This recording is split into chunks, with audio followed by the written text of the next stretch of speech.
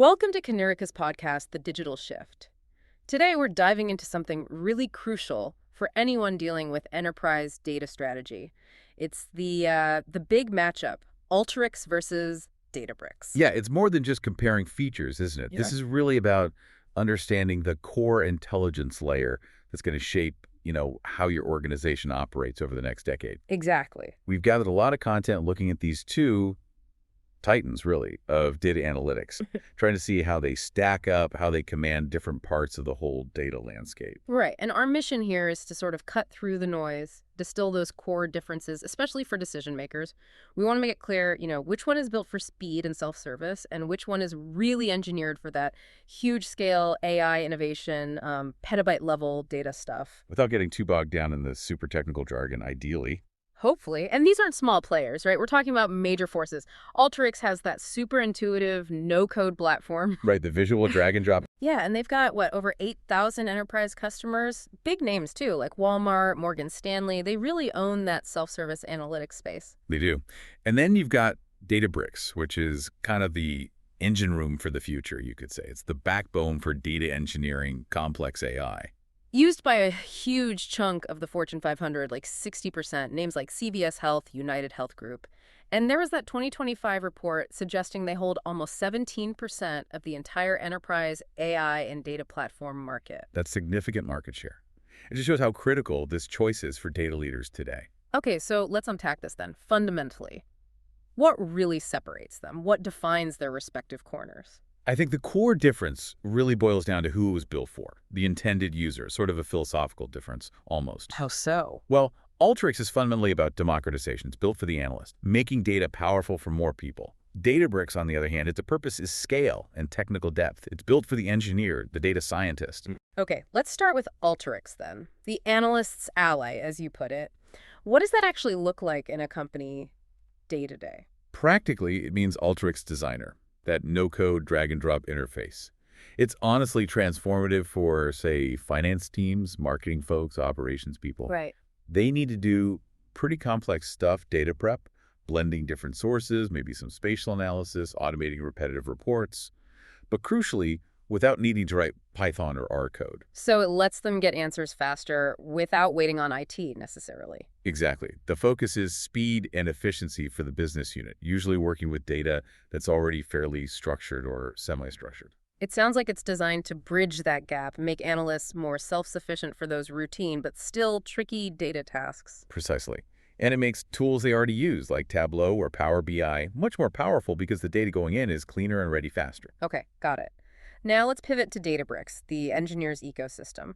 If Alteryx is about making things accessible, Databricks sounds like it's aiming for something much bigger, technically speaking.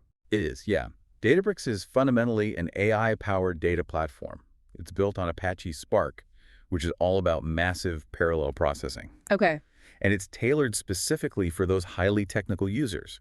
Data engineers building pipelines, data scientists training complex models, AI developers deploying applications. They're dealing not just with big structured data, but huge volumes of unstructured stuff, text, images, videos, plus real-time streaming data. And this is where coding becomes essential, right? No getting around it. Absolutely non-negotiable. To really unlock what Databricks can do, you need people proficient in Python, SQL, maybe R or Scala. That's the trade-off. But the payoff is? Unmatched flexibility, fine-grained control, and just raw processing power for truly enormous data sets. We're talking petabytes. Okay, so we've got the who analyst versus engineer scientist. Yeah. But, large companies often need both of those capabilities. Which brings us to the architecture underneath. What happens when the data volumes just explode or the complexity really ramps up? Yeah, this is where those underlying architectures really start to matter and directly impact how well they scale. Databricks made a huge splash with its Lakehouse concept. Lakehouse. Heard the term a lot. What does that actually mean? It's essentially trying to get the best of both worlds. It combines the reliability and governance you'd expect from a traditional data warehouse. Right, like SQL Server or Teradata? Exactly. But with the flexibility and massive scale you get from a data lake, which can handle any kind of data. So what's the big advantage of merging those? Why is that such a key differentiator? So what's huge, actually, it helps eliminate this massive headache organizations have, needing separate systems, making multiple copies of data, building these complex ETL pipelines just to shuffle data between where you store it and where you analyze it, Mhm. or build AI models. Ah, okay. Less data movement, less complexity. Precisely. And Databricks is cloud native. It's optimized for massive, real-time data streams across AWS, Azure, Google Cloud, wherever you are. That architecture makes it inherently better suited for managing petabyte-scale data and handling that constant flow of information that defines modern business, the digital transformation stuff. And Alteryx, while obviously powerful for automating workflows, it's just operating on a different architectural scale compared to that kind of engine. That's a fair way to put it. Alteryx is fantastic for prepping and blending data, especially for mid-sized tasks. It excels at connecting to various sources, cleaning things up through those visual workflows on desktop or cloud. It adds tremendous value there. But it's not typically the central repository for all the company's data, especially at massive scale. Generally not, no. It's more often used to prepare data for analysis or for loading into other systems, rather than being the multi-petabyte storage layer itself. Makes sense. Now, given how much everyone's talking about AI, we have to touch on AI leadership. The content we looked at seemed pretty clear that one platform is really built from the ground up for industrial strength machine learning. Yeah, that would definitely be Databricks. They have a decisive lead when it comes to complex, advanced ML and AI projects. Their whole architecture is geared towards supporting the entire life cycle. What does that mean, the entire life cycle? It means they offer a complete system. Spark for processing, MLflow for managing the machine learning process, Delta Lake for reliable data storage, and critically, built-in support for MLOps. Okay, MLOps, that's another one of those terms. For a manager or a decision maker, what's the simple way to think about MLOps? Why should they care? Okay, think of it like this. Building an AI model on your laptop. Relatively easy. Getting that model to run reliably, consistently, and at massive scale within your company's actual operations, that's incredibly hard. Right, the deployment challenge. Yeah. Exactly. MLOps is basically the set of practices that industrializes AI development and deployment. It means your data science models get version controlled, like software.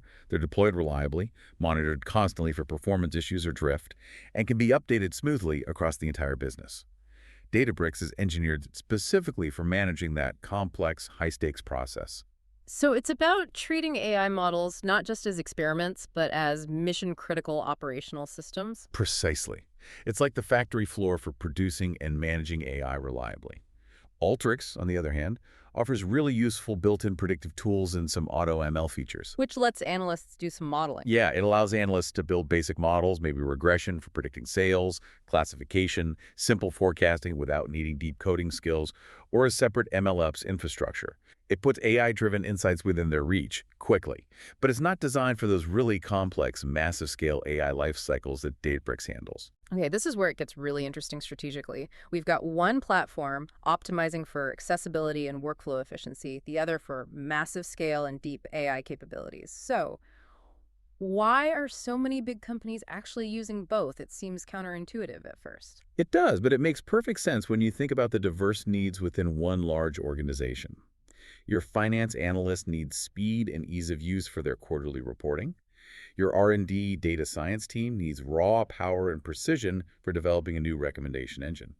So using both lets you kind of cater to each need without making big compromises. Exactly. You leverage each platform for what it does best. And importantly, both Alteryx and Databricks integrate well with the common BI tools everyone uses, Power BI, Tableau, etc. So the outputs can still feed into the same dashboards. And that combined approach, that synergy, leveraging the analyst's ease of use with the engineer's powerful engine, that's really where we at Kanerika focus a lot of our expertise. Yeah, it's often the smartest way forward. Use the right tool for the right job, but make them work together. We specialize in architecting those kinds of solutions using Alteryx for that efficient data prep and automation piece, maybe feeding cleaned data into Databricks for the heavy lifting, the advanced analytics, the big data processing.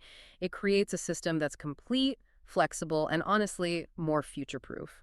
And the real value isn't just theoretical, right? You see it in the actual results, the metrics. Absolutely. We had a client recently, a fast-growing sales intelligence platform, really hitting a wall. They were dealing with all these fragmented document workflows, slow processing, especially with unstructured data like PDFs, and their old architecture just couldn't keep up with the data volume. Right. Unstructured data is often that tipping point where analyst tools struggle, and you need something more powerful like Databricks. It was a serious bottleneck holding back their growth. So their solution was exactly this kind of blend. We used Python within Databricks to completely rebuild their document processing pipeline, unified everything onto a scalable Lakehouse architecture. We automated things like ingesting thousands of PDFs, pulling out the right metadata, classifying documents. Heavy lifting. Yeah. And the impact was clear.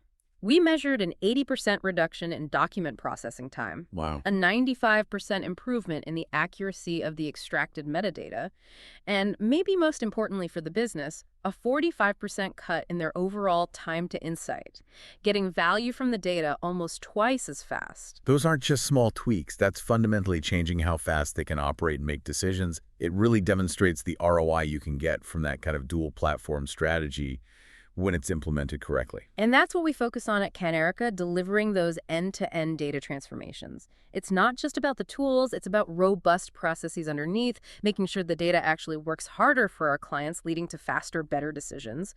We even have our own platforms like FLAO-Pre for zero-code data ops and Kangovern for governance to support that.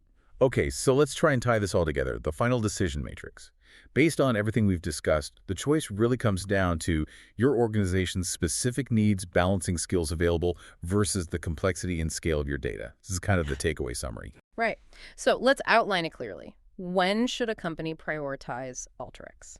You should lean towards Alteryx if your main goal is fast, routine, repeatable analysis.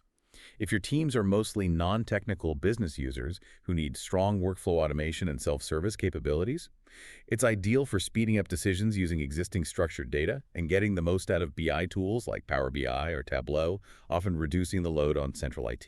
Makes sense. And conversely, when is Databricks the clear choice? Databricks becomes the front runner when you're dealing with large, complex data sets, especially unstructured or real-time streaming data.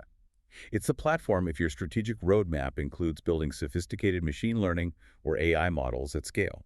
And crucially, if you have or plan to build a dedicated team of data engineers and data scientists comfortable working in code, particularly within a cloud-native environment.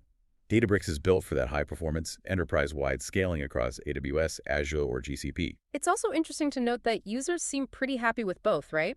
User reviews put Databricks around 4.5 stars, Alteryx around 4.4, hundreds of reviews for both. Yeah, it reinforces the idea that they're both highly capable platforms. They're just solving different, though sometimes overlapping problems really well. So they really do dominate distinct corners, one geared towards accessibility, boosting analyst efficiency. And the other built for massive scalability and driving cutting-edge AI innovation.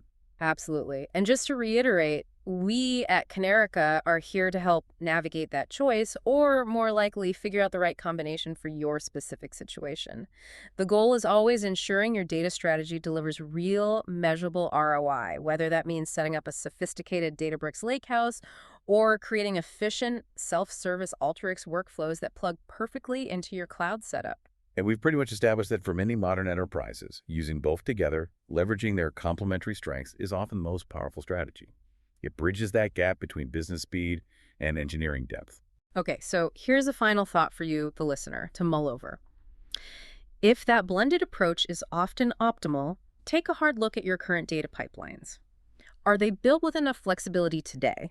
Specifically, can your business analysts easily tap into scalable, governed cloud data infrastructure without needing heavy IT intervention for every single query or data prep task? That's the key question. Think about how removing that potential IT bottleneck could really accelerate your next big data initiative or analytics project. That kind of agile, flexible architecture, that's where true enterprise speed comes from. Great point. Well, thank you for joining us for this deep dive on the digital shift. We hope this was valuable. Hope to see you next time.